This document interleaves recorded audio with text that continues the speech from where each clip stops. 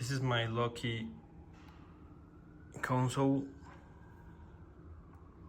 It had been working for a long time, but now it doesn't want to start.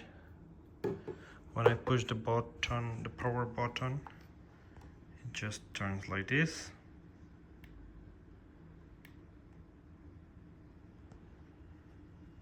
It turns the LEDs.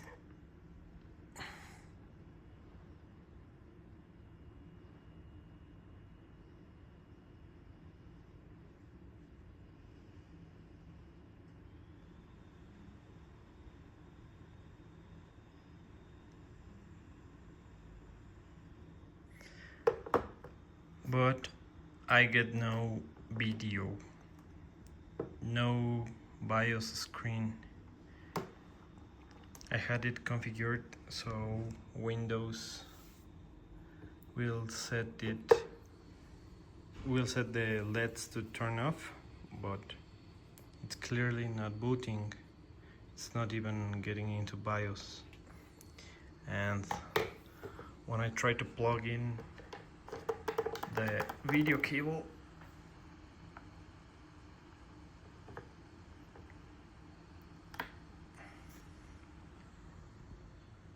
nothing shows. It used to make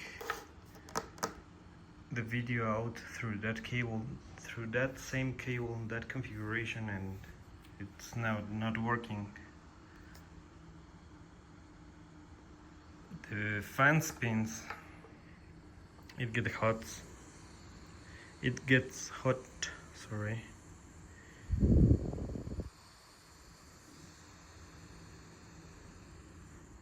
But no BIOS.